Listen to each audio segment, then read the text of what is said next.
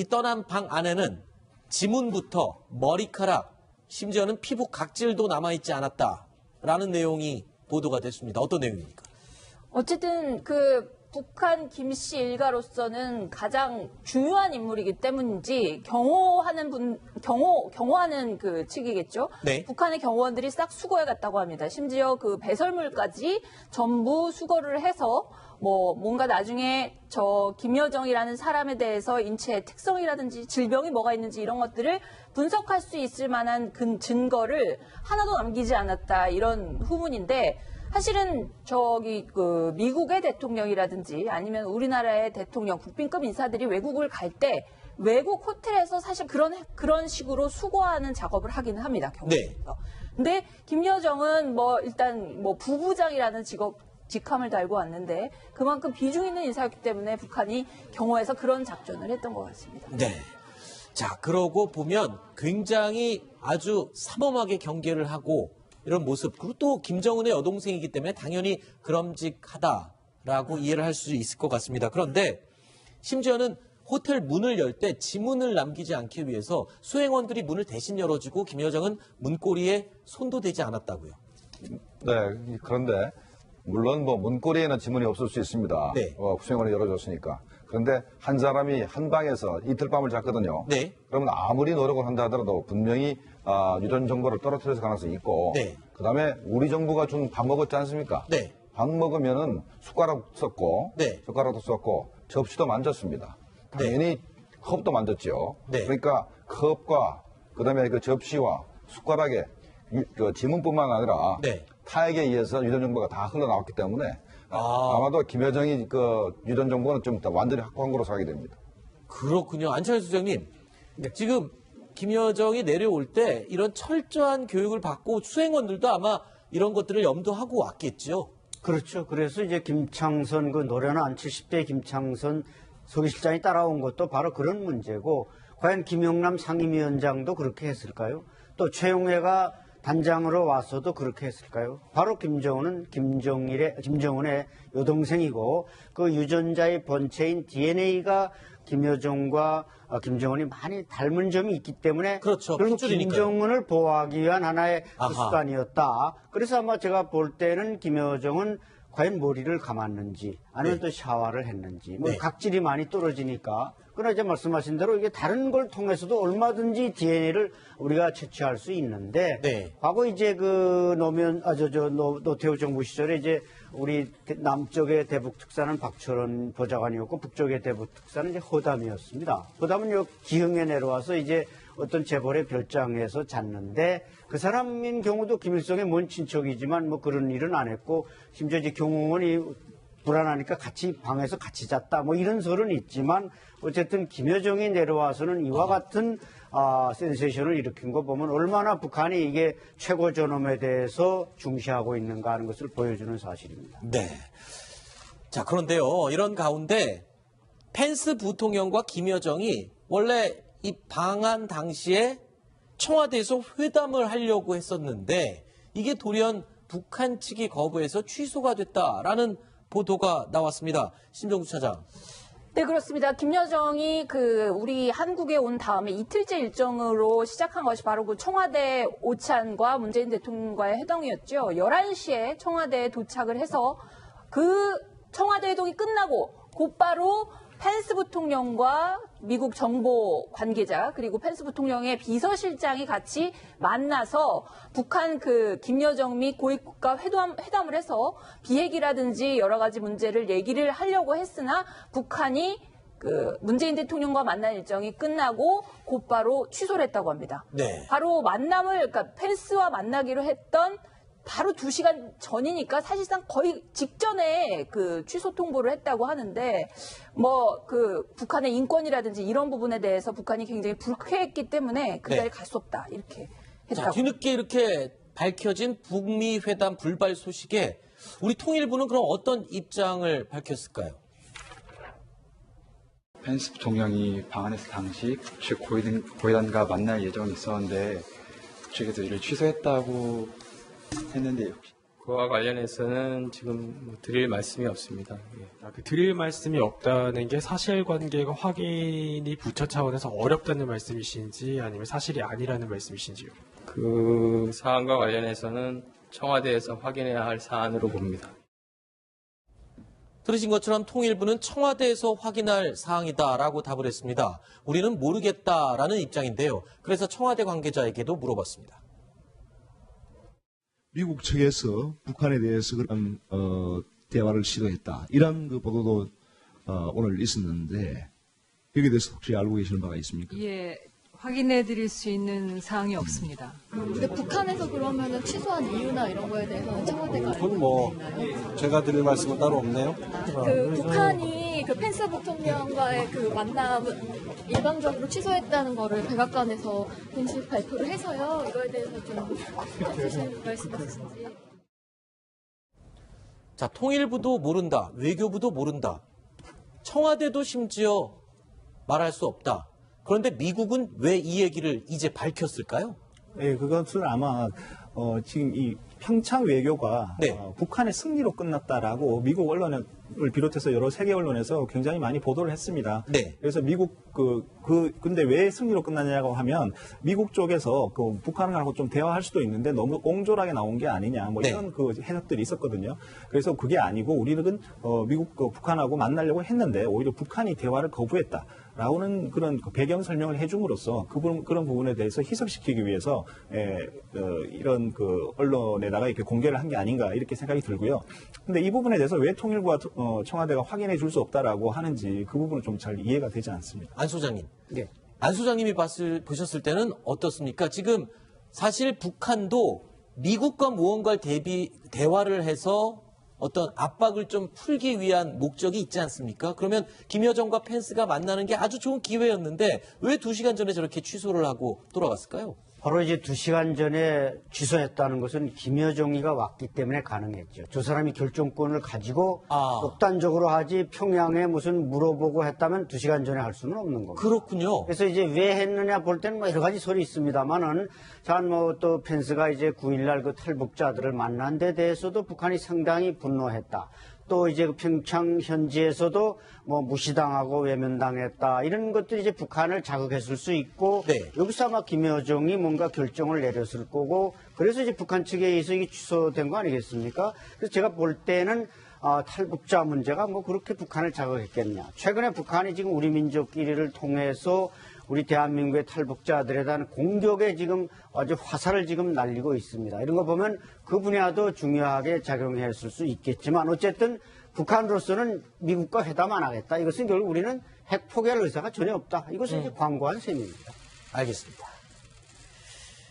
자, 이번 네 번째 이야기는 여기서 마무리 짓도록 하고요. 김종봉 실장, 안찬일 소장님은 인사를 드리도록 하겠습니다. 오늘 말씀 좀 고맙습니다.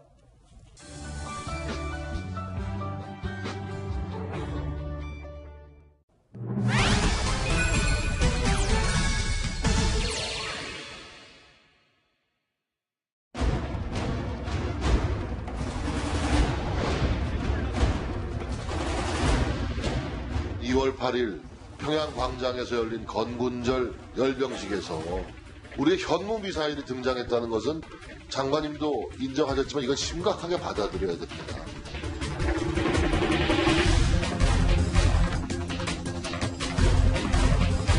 형태가 나중에 보면 거의 비슷한데 그것이 현무를 갖다 놨다 하는 말씀은 좀 과하신 말씀 같고요.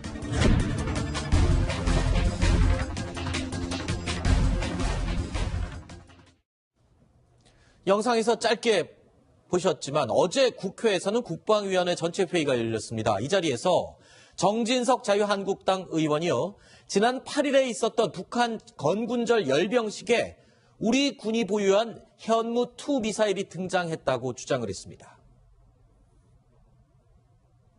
이번 2월 8일 평양 광장에서 열린 건군절 열병식에서 우리의 현무 미사일이 등장했다는 것은 장관님도 인정하셨지만 이건 심각하게 받아들여야 됩니다. 올림픽 개막식 날 북한은 역대 보이지 않았던 가장 위력적이고 호전적인 새로운 무기 체계를 선보인 거 아닙니까? 우리를 조롱한 거예요. 개막식 전날. 이거를 쉬쉬한 겁니다. 우리 국방부는. 그 누구도 등장한 미사일 중에 현무 미사일이 있다는 것은 전문가 아니면 식별이 안 되는 거예요. 우리 군은 알았을 거예요.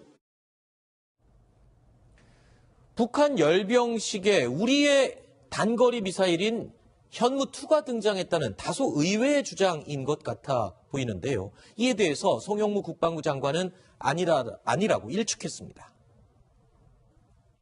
마치 북한이 퍼레이드한 것이 우리 현무유도탄하고 형상은 비슷하고 유도탄 모든 나라의 것들이 형태가 나중에 보면 거의 비슷한데 그것이 현무를 갖다 놨다 하는 말씀은 좀 과하신 말씀 같고요. 저희 뉴스탑10에서는 북한의 열병식 다음 날인 지난 9일 북한의 신형 미사일, 단거리 미사일에 대해서 분석을 해드렸습니다. 바로 이 내용이었죠. 열병식에 등장한 북한의 신형 단거리 미사일 이 모습입니다. 그런데 이 미사일 자세히 보면 러시아제 이스칸더 미사일과 모양이 매우 흡사하다는 점을 지적해드렸습니다. 그래서 러시아제 미사일을 복제한 게 아니냐.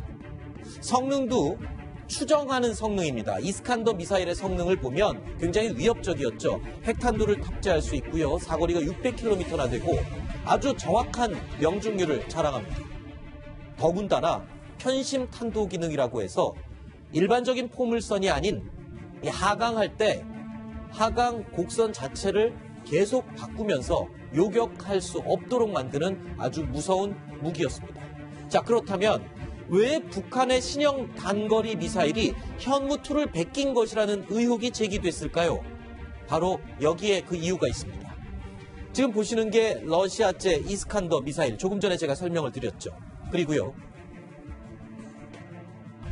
보시면 우리가 보유하고 있는 현무2 미사일 모양이 아주 흡사합니다. 지난 2월 8일 열병식에 공개된 북한의 신형 단거리 미사일 역시 세 가지 미사일이 모양이 아주 흡사합니다. 그래서 이 두 가지가 형제 사이가 아니냐? 맞습니다. 왜냐하면 우리 현무2 미사일은 러시아제 이스칸더 미사일의 기술을 로열티를 주고 이전받은, 그래서 만든 미사일이 바로 현무2 미사일입니다. 그러나 북한의 경우에는 과연 이렇게 비슷해 보이는 미사일을 러시아가 수출한 것일까요? 아니면 북한이 이 기술을 유출해 간 것일까요? 어쨌든 간에 이 국회 국방위 전체 회의에서 열병식에 등장한 신형 미사일이 우리의 현무2 미사일일 수 있다라는 문제를 제기한 것, 어떻게 봐서는 좀 일리가 있어 보이기도 합니다. 이 부분에 대해서 좀 설명을 해보겠습니다. 자, 그런데 중요한 게요, 신인균 대표님. 러시아제 미사일을 복제한 게 아니냐는 의혹까지는 제기할 수 있지만 사실상 러시아는 북한에 또는 다른 나라에 이 이스칸더 미사일 기술을 수출하거나 유출한 적이 없다면서요. 네, 이 러시아가 이 이스칸더 미사일을 과거에 소련 시절에 개발했던 미사일이 아니고 2007년도에 실전 배치했어요. 네. 그래서 만약에 이게 과거에 소련 시절에 만들었고 한 7, 80년대에 만들었고 그 90년도에 소련이 무너지면서 그때 과학자들이 뭐 아주 우리나라에도 많이 들어왔었지만 북한에도 많이 들어왔었습니다. 그래서 그 기술을 가지고, 원천 기술을 가지고 북한이 이걸 만들었다면 뭐 전혀 그 문제 삼을 게 없고 의혹스러운 것도 없는데, 우리는 2000년대 초반에 돈을 주고, 방금 앵커께서 설명하신 대로 돈을 주고 현무2 미사일을 기술을 가지고 와서 그걸 지금 이스칸더 미사일은 쌍발이지 않습니까? 하나의 발사대 두 개가 있는데 우리는 그것을 단발로 만들고 튜브 속에 집어넣었어요. 저기는 이제 바로 노출이 돼 있고 그렇게 이제 우리는 개량을 했던 거고, 근데 지금 북한 거 보면 똑같습니다. 거기는 이제 이스칸더하고 원인이 두 개 똑같은데, 그러면 그 푸틴 대통령이 집권을 한 이후에 과거에 이제 소련이 무너지고 나서 전 세계 각지에 가 있던 이 과학자들 다 불러들였습니다. 왜냐하면 자기네들이 다시 한번 군사적으로 부상해야 되겠다. 다 불러들여서 이런 핵심 미사일 기술이나 이런 첨단 기술들은 유출을 안 하고 수출을 안 했어요. 그렇군요. 그런데 북한이 이제 똑같은 걸 가지고 있다면 이거는 북한이 그 러시아 것을 불법으로 복제를 했던지 아니면 러시아가 북한에게 몰래 넘겨줬든지 몰래 기술을 줬든지 아니면은 우리의 기술을 해킹해 갔든지 이런 그 경우일 수밖에 없다는 겁니다. 그렇군요. 자, 그러니까 지금 설명을, 요점을 간단하게 정리하면 러시아제 미사일을 쏙 빼닮은 것은 맞습니다. 형제 사이라고 해도 과언이 아니라고 하네요. 하지만 우리는 돈을 주고 기술을 이전받은 것이지만 러시아는 공식적으로 기술을 수출하거나 이전한 적이 없다고 합니다. 북한에 말입니다. 자, 그렇다면 북한은 어떻게 이걸 만들었을까요?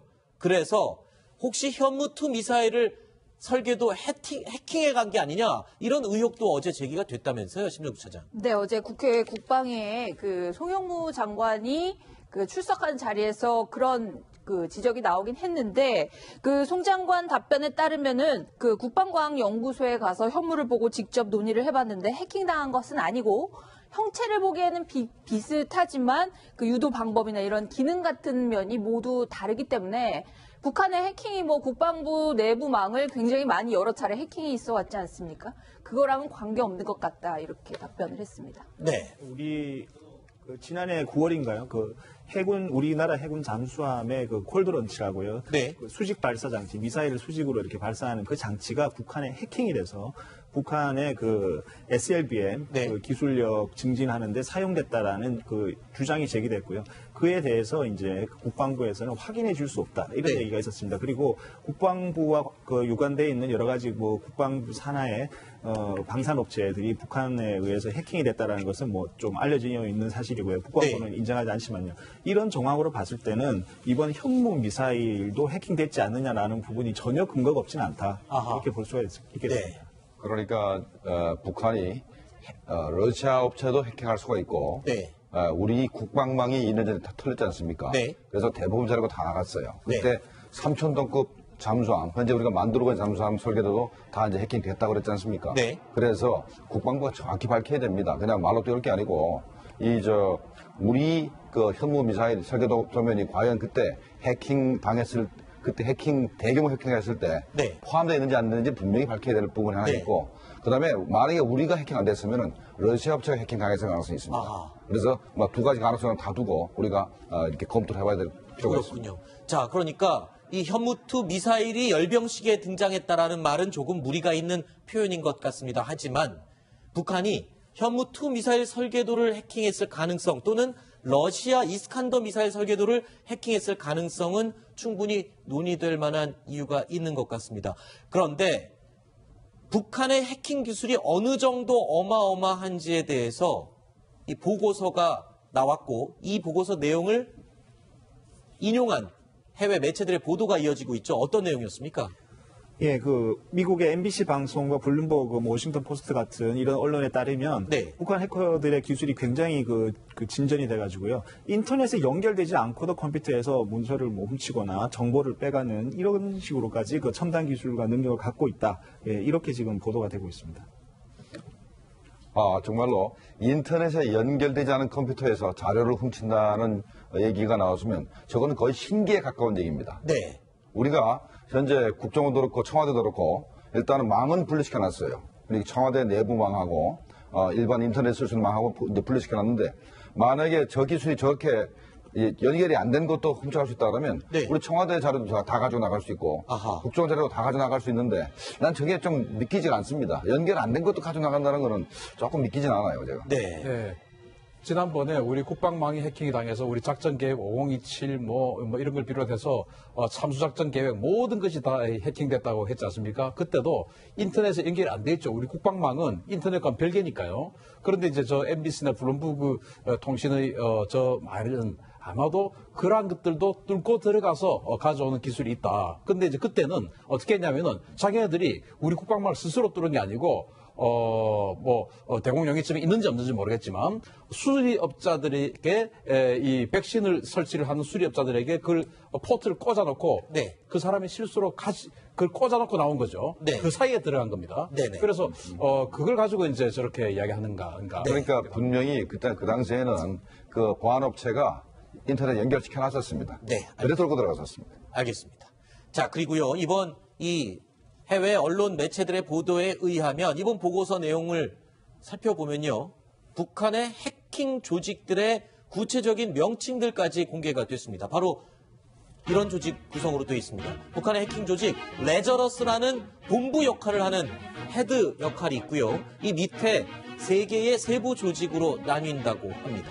자, 첫 번째가 미로천리마라는 해킹 단체가 있고요. 또 침묵천리마, 별똥천리마 이렇게 3개 하부 조직으로 구분이 되어 있습니다. 특히 이 미로천리마라는 해킹 조직이 가장 요즘 강력하다고 하는데 주로 정부, 군사, 금융, 전기 분야에서 이 서류, 비밀 서류들을 빼가는 업무라고 하는 표현이 좀 안 맞겠군요. 이 작전을 펼치고 있습니다. 그리고 과거에 소니사를 해킹해서 이 김정은이 등장하는 영화 필름을 공개를 했던 그런 해킹 사건이 있었죠. 바로 파괴적인 해킹을 주로 하는 해킹 단체가 침묵천리마라고 합니다. 그리고 마지막으로 별똥천리마, 금융기관에서 현금을 절도하는, 빼가는 그런 해킹 작업을 주로 하는 단체. 거기가 바로 별똥천리마입니다. 여기서 이제 미로천리마라고 해서 APT37이라는 별칭을 갖고 있는 이 해킹 단체가 지금 가장 주목을 받고 있다면서요. 그렇죠. 그러니까 우리 국방망에 들어와서 자료를 절취한 것도 미로천리마가 했던 행동인 것 같고, 그다음에 우리 금융망을 그때 교란시킨 적이 있지 않습니까? 네. 그때도 아마도 미로천리마가 그 작업을 한 것 같습니다. 네. 북한의 해킹은 크게 보면 2가지 정도 목적에서 수행되는 것 같은데요. 첫 번째 목적은 군사 정보를, 중요한 중국 군사 정보를 획득하기 위해서 해킹을 하는 것 같고요. 여기에는 뭐 미사일 개발 기술이라든지 이런 게 포함될 수 있겠습니다. 또 한 가지 문제는 외화 벌이를 위해서 해킹을 하는 것 같습니다. 최근에 그 가상화폐 거래소가 이렇게 해킹이 돼가지고 굉장히 큰 피해가 났었는데, 일본이라든지 몇몇 데서 그런 일이 벌어졌는데, 이것이 북한 소행이다라는 보도들이, 외신 보도들이 나오고 있거든요. 이런 부분에서 이 북한의 해킹 기술이 굉장히 지금 정밀해지고 그 기술력이 놀랍도록 발달했기 때문에 이런 외화 부분, 그리고 이제 금융 쪽으로의 그 해킹 부분, 이 부분에 대해서 좀 더 신경을 써야 될 것 같습니다. 네. 펜스 부통령과 김여정이 원래 이 방한 당시에 청와대에서 회담을 하려고 했었는데 이게 돌연 북한 측이 거부해서 취소가 됐다라는 보도가 나왔습니다. 심정구 차장. 네, 그렇습니다. 김여정이 우리 한국에 온 다음에 이틀째 일정으로 시작한 것이 바로 그 청와대 오찬과 문재인 대통령과의 회동이었죠. 11시에 청와대에 도착을 해서 그 청와대 회동이 끝나고 곧바로 펜스 부통령과 미국 정보 관계자 그리고 펜스 부통령의 비서실장이 같이 만나서 북한 김여정 및 고위국가 회담을 해서 비핵이라든지 여러 가지 문제를 얘기를 하려고 했으나 북한이 문재인 대통령과 만난 일정이 끝나고 곧바로 취소를 했다고 합니다. 네. 바로 그러니까 펜스와 만나기로 했던 바로 2시간 전이니까 사실상 거의 직전에 취소 통보를 했다고 하는데, 북한의 인권이라든지 이런 부분에 대해서 북한이 굉장히 불쾌했기 때문에 그 자리에 갈 수 없다. 이렇게 했다고. 자, 뒤늦게 이렇게 밝혀진 북미 회담 불발 소식에 우리 통일부는 그럼 어떤 입장을 밝혔을까요? 펜스 부통령이 방한했을 당시 측 고위단과 만날 예정이 있었는데 측에서 이를 취소했다고 했는데 그와 관련해서는 지금 드릴 말씀이 없습니다. 드릴 말씀이 없다는 게 사실관계가 확인이 부처 차원에서 어렵다는 말씀이신지 아니면 사실이 아니라는 말씀이신지요? 그 사안과 관련해서는 청와대에서 확인해야 할 사안으로 봅니다. 들으신 것처럼 통일부는 청와대에서 확인할 사항이다라고 답을 했습니다. 우리는 모르겠다라는 입장인데요. 그래서 청와대 관계자에게도 물어봤습니다. 미국 측에서 북한에 대해서 그런 대화를 시도했다. 이런 보도도 오늘 있었는데 여기에 대해서 혹시 알고 계시는 바가 있습니까? 예, 확인해 드릴 수 있는 사항이 없습니다. 근데 북한에서 그러면은 취소한 이유나 이런 거에 대해서는 청와대가 알고 있나요? 제가 드릴 말씀은 따로 없네요. 북한이 펜스 부통령과의 만남은 일방적으로 취소했다는 거를 백악관에서 공식 발표를 해서요. 이거에 대해서 좀 해주실 말씀 있으신지. 자, 통일부도 모른다. 외교부도 모른다. 청와대도 심지어 말할 수 없다. 그런데 미국은 왜 이 얘기를 이제 밝혔을까요? 예, 그것은 아마 지금 이 평창 외교가 북한의 승리로 끝났다라고 미국 언론에 비롯해서 여러 세계 언론에서 굉장히 많이 보도를 했습니다. 네. 그래서 미국 근데 왜 승리로 끝나냐고 하면 미국 쪽에서 그 북한하고 좀 대화할 수도 있는데 너무 옹졸하게 나온 게 아니냐 뭐 네. 이런 그 해석들이 있었거든요. 그래서 그게 아니고 우리는 미국 북한하고 만나려고 했는데 오히려 북한이 대화를 거부했다. 라고는 그런 배경 설명을 해줌으로써 그런 부분에 대해서 희석시키기 위해서 이런 그 언론에다가 이렇게 공개를 한 게 아닌가 이렇게 생각이 들고요. 근데 이 부분에 대해서 왜 통일부와 청와대가 확인해 줄 수 없다라고 하는지 그 부분은 좀 잘 이해가 되지 않습니다. 안 소장님. 네. 안 소장님이 보셨을 때는 어떻습니까? 지금 사실 북한도 미국과 무언가를 대화를 해서 어떤 압박을 좀 풀기 위한 목적이 있지 않습니까? 그러면 김여정과 말씀은 좀 과하신 말씀 같고요. 저희 뉴스탑10에서는 북한의 열병식 다음 날인 지난 9일 북한의 신형 미사일, 단거리 미사일에 대해서 분석을 해드렸습니다. 바로 이 내용이었죠. 열병식에 등장한 북한의 신형 단거리 미사일 이 모습입니다. 그런데 이 미사일 자세히 보면 러시아제 이스칸더 미사일과 모양이 매우 흡사하다는 점을 지적해드렸습니다. 그래서 러시아제 미사일을 복제한 게 아니냐. 성능도 추정하는 성능입니다. 이스칸더 미사일의 성능을 보면 굉장히 위협적이었죠. 핵탄두를 탑재할 수 있고요. 사거리가 600km나 되고 아주 정확한 명중률을 자랑합니다. 더군다나 편심 탄도 기능이라고 해서 일반적인 포물선이 아닌 하강할 때 하강 곡선 자체를 계속 바꾸면서 요격할 수 없도록 만드는 아주 무서운 무기였습니다. 자, 그렇다면 왜 북한의 신형 단거리 미사일이 현무2를 베낀 것이라는 의혹이 제기됐을까요? 바로 여기에 그 이유가 있습니다. 지금 보시는 게 러시아제 이스칸더 미사일, 조금 전에 제가 설명을 드렸죠. 그리고요, 보시면 우리가 보유하고 있는 현무2 미사일 모양이 아주 흡사합니다. 지난 2월 8일 열병식에 공개된 북한의 신형 단거리 미사일 역시 세 가지 미사일이 모양이 아주 흡사합니다. 그래서 이 두 가지가 형제 사이가 아니냐? 맞습니다. 왜냐하면 우리 현무2 미사일은 러시아제 이스칸더 미사일의 기술을 로열티를 주고 이전받은, 그래서 만든 미사일이 바로 현무2 미사일입니다. 그러나 북한의 경우에는 과연 이렇게 비슷해 보이는 미사일을 러시아가 수출한 것일까요? 아니면 북한이 이 기술을 유출해 간 것일까요? 어쨌든 간에 이 국회 국방위 전체회의에서 열병식에 등장한 신형 미사일이 우리의 현무2 미사일일 수 있다라는 문제를 제기한 것, 어떻게 봐서는 좀 일리가 있어 보이기도 합니다. 이 부분에 대해서 좀 설명을 해보겠습니다. 자, 그런데 중요한 게요, 신인균 대표님. 러시아제 미사일을 복제한 게 아니냐는 의혹까지는 제기할 수 있지만 사실상 러시아는 북한에 또는 다른 나라에 이 이스칸더 미사일 기술을 수출하거나 유출한 적이 없다면서요. 네, 이 러시아가 이 이스칸더 미사일을 과거에 소련 시절에 개발했던 미사일이 아니고 2007년도에 실전 배치했어요. 네. 그래서 만약에 이게 과거에 소련 시절에 만들었고 한 7, 80년대에 만들었고 그 90년도에 소련이 무너지면서 그때 과학자들이 뭐 아주 우리나라에도 많이 들어왔었지만 북한에도 많이 들어왔었습니다. 그래서 그 기술을 가지고, 원천 기술을 가지고 북한이 이걸 만들었다면 뭐 전혀 그 문제 삼을 게 없고 의혹스러운 것도 없는데, 우리는 2000년대 초반에 돈을 주고, 방금 앵커께서 설명하신 대로 돈을 주고 현무2 미사일을 기술을 가지고 와서 그걸 지금 이스칸더 미사일은 쌍발이지 않습니까?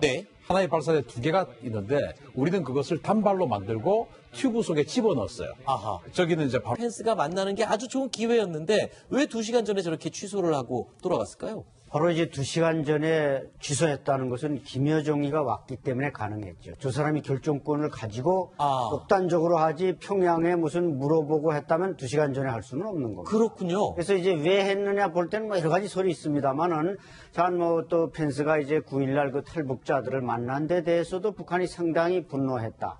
또 이제 평창 현지에서도 뭐 무시당하고 외면당했다, 이런 것들이 이제 북한을 자극했을 수 있고, 여기서 아마 김여정이 뭔가 결정을 내렸을 거고, 그래서 이제 북한 측에 의해서 이게 취소된 거 아니겠습니까? 그래서 제가 볼 때는 탈북자 문제가 뭐 그렇게 북한을 자극했겠냐. 최근에 북한이 지금 우리 민족끼리를 통해서 우리 대한민국의 탈북자들에 대한 공격에 지금 아주 화살을 지금 날리고 있습니다. 이런 거 보면 그 분야도 중요하게 작용했을 수 있겠지만 어쨌든 북한으로서는 미국과 회담 안 하겠다. 이것은 결국 우리는 핵 포기할 의사가 전혀 없다. 이것은 이제 광고한 셈입니다. 알겠습니다. 자, 이번 네 번째 이야기는 여기서 마무리 짓도록 하고요. 김종봉 실장, 안찬일 소장님은 인사를 드리도록 하겠습니다. 오늘 말씀 좀 고맙습니다.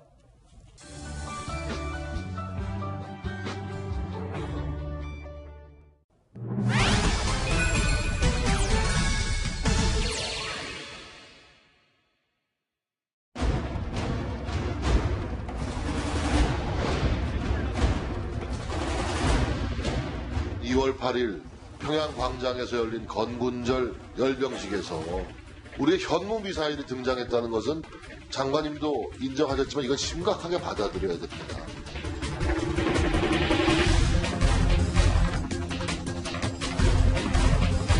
형태가 나중에 보면 거의 비슷한데 그것이 현무를 갖다 놨다 하는 말씀이 좀 과하신 말씀 같고요.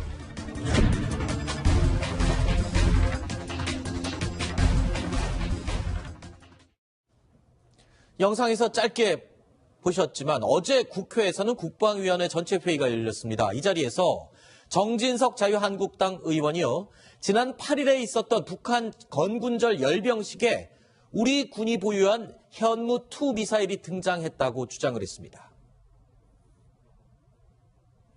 이번 2월 8일 평양 광장에서 열린 건군절 열병식에서 우리의 현무 미사일이 등장했다는 것은 장관님도 인정하셨지만 이건 심각하게 받아들여야 됩니다. 올림픽 개막식 날 북한은 역대 보이지 않았던 가장 위력적이고 호전적인 새로운 무기 체계를 선보인 거 아닙니까? 우리를 조롱한 거예요, 개막식 전날.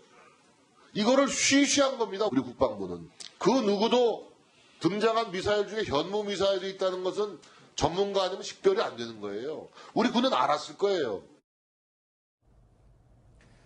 북한 열병식에 우리의 단거리 미사일인 현무2가 등장했다는 다소 의외의 주장인 것 같아 보이는데요. 이에 대해서 송영무 국방부 장관은 아니라고 일축했습니다.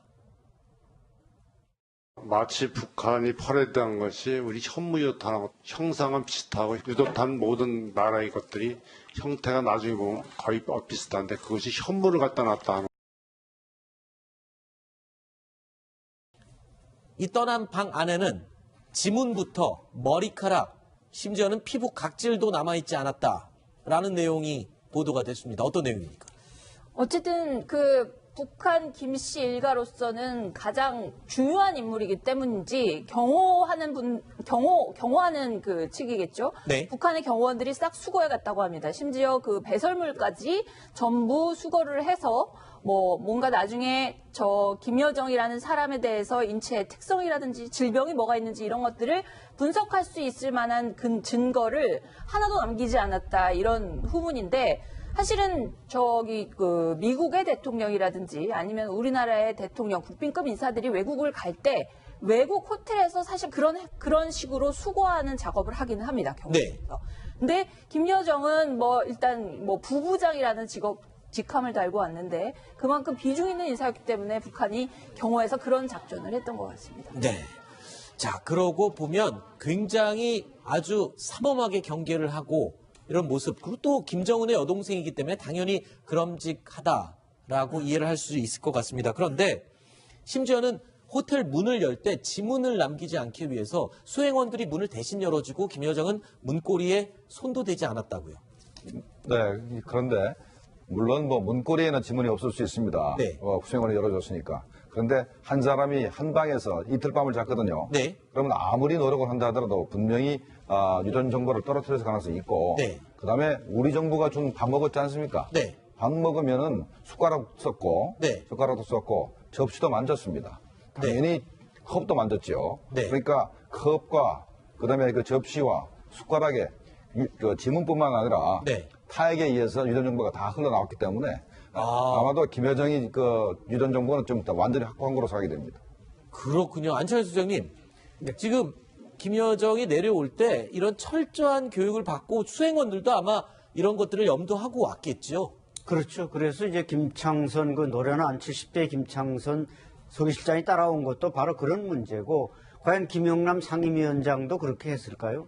또 최용해가 단장으로 와서도 그렇게 했을까요? 바로 김정은은 김정은의 여동생이고, 그 유전자의 본체인 DNA가 김여정과 김정은이 많이 닮은 점이 있기 때문에, 그렇죠. 결국 핏줄이니까요. 김정은을 보호하기 위한 하나의 아하. 수단이었다. 그래서 아마 제가 볼 때는 김여정은 과연 머리를 감았는지 아니면 네. 또 샤워를 했는지, 뭐 네. 각질이 많이 떨어지니까. 그러나 이제 말씀하신 대로 이게 다른 걸 통해서도 얼마든지 DNA를 우리가 채취할 수 있는데, 네. 과거 이제 그 노태우 정부 시절에 이제 우리 남쪽의 대북 특사는 박철원 보좌관이었고, 북쪽의 대북 특사는 이제 허담이었습니다. 허담은 요 기흥에 내려와서 이제 어떤 재벌의 별장에서 잤는데, 그 사람인 경우도 김일성의 먼 친척이지만 뭐 그런 일은 안 했고, 심지어 이제 경호원이 불안하니까 같이 방에서 같이 잤다 뭐 이런 설은 있지만, 어쨌든 김여정이 내려와서는 이와 같은 센세이션을 일으킨 거 보면 얼마나 북한이 이게 최고 존엄에 대해서 중시하고 있는가 하는 것을 보여주는 사실입니다. 네. 자, 그런데요, 이런 가운데 노출이 돼 있고 네. 그렇게 이제 우리는 개량을 했던 거고, 근데 지금 북한 거 보면 똑같습니다. 거기는 이제 익숙한다고 원인이 되게 똑같은데, 그러면 그 푸틴 대통령이 집권을 한 이후에 과거에 이제 소련이 무너지고 나서 전 세계 각지에 가 있던 이 과학자들 다 불러들였습니다. 네. 왜냐하면 자기네들이 다시 한번 군사적으로 부상해야 됐다. 다 불러들여서 이런 핵심 미사일 기술이나 이런 첨단 기술들은 유출을 안 하고 수출을 안 했어요. 그렇군요. 그런데 북한이 이제 똑같은 걸 가지고 있다면, 네. 이거는 북한이 그 러시아 것을 불법으로 복제를 했던지, 아하. 아니면 러시아가 북한에게 몰래 유해제를 넘겨줬든지. 몰래 기술을 줬든지, 네. 아니면은 우리의 기술을 해킹해 갔든지, 네. 이런 그 경우일 수밖에 없다는 겁니다. 그렇군요. 자, 그러니까 지금 요점을 간단하게 정리하면, 러시아제 미사일을 쏙 빼닮은 것은 맞습니다. 형제 사이라고 해도 과언이 아니라고 하네요. 하지만 우리는 돈을 주고 기술을 이전받은 것이지만, 러시아는 공식적으로 기술을 수출하거나 이전한 적이 없다고 합니다. 북한에 말입니다. 자, 그렇다면 북한은 어떻게 이걸 만들었을까요? 그래서 혹시 현무2 미사일을 설계도 해킹해 간 게 아니냐, 이런 의혹도 어제 제기가 됐다면서요, 심정부 차장. 네, 어제 국회 국방위에 그 송영무 장관이 그 출석한 자리에서 그런 그 지적이 나오긴 했는데, 그 송 장관 답변에 따르면은 그 국방과학연구소에 가서 현무를 보고 직접 논의를 해봤는데 해킹당한 것은 아니고, 형체를 보기에는 비슷하지만 그 유도 방법이나 이런 기능 같은 면이 모두 다르기 때문에 북한의 해킹이 뭐 국방부 내부망을 굉장히 많이 여러 차례 해킹이 있어 왔지 않습니까? 그거랑은 관계없는 것 같다, 이렇게 답변을 했습니다. 네. 우리 지난해 9월인가요? 우리나라 해군 잠수함의 그 콜드런치라고요. 네. 그 수직 발사 장치, 미사일을 수직으로 이렇게 발사하는 그 장치가 북한의 해킹이 돼서 북한의 그 SLBM 네. 그 기술력 증진하는데 사용됐다라는 그 주장이 제기됐고요. 그에 대해서 이제 국방부에서는 확인해 줄 수 없다, 이런 네. 얘기가 있었습니다. 그리고 국방부와 그 유관되어 있는 여러 가지 뭐 국방부 산하의 방산업체들이 북한에 의해서 해킹이 됐다라는 것은 뭐 좀 알려져 있는 사실이고요. 국방부는 네. 인정하지 않지만요. 이런 정황으로 봤을 때는 이번 현무 미사일도 해킹됐지 않느냐라는 부분이 전혀 근거가 없지는 않다. 아하. 이렇게 볼 수가 있겠습니다. 네. 그러니까 북한이 러시아 업체도 해킹할 수가 있고, 네. 우리 국방망이 2년 전에 다 털렸지 않습니까? 네. 그래서 대부분 자료가 다 나갔어요. 네. 그때 3,000톤급 잠수함, 현재 우리가 만들고 있는 잠수함 설계도도 다 이제 해킹됐다고 그랬지 않습니까? 네. 그래서 국방부가 정확히 밝혀야 됩니다. 그냥 말로 띄울 게 아니고, 우리 그 현무 미사일 설계도 도면이 과연 그때 그때 대규모 해킹했을 때 네. 포함되어 있는지 안 되는지 분명히 밝혀야 될 부분이 하나 네. 있고, 그다음에 만약에 우리가 해킹 안 됐으면은 러시아 업체가 해킹 당했을 가능성이 있습니다. 아하. 그래서 뭐 두 가지 가능성을 다 두고 우리가 이렇게 검토를 해봐야 될 필요가 있습니다. 그렇군요. 자, 그러니까 이 현무2 미사일이 열병식에 등장했다라는 말은 조금 무리가 있는 표현인 것 같습니다. 하지만 북한이 현무2 미사일 설계도를 해킹했을 가능성, 또는 러시아 이스칸더 미사일 설계도를 해킹했을 가능성은 충분히 논의될 만한 이유가 있는 것 같습니다. 그런데 북한의 해킹 기술이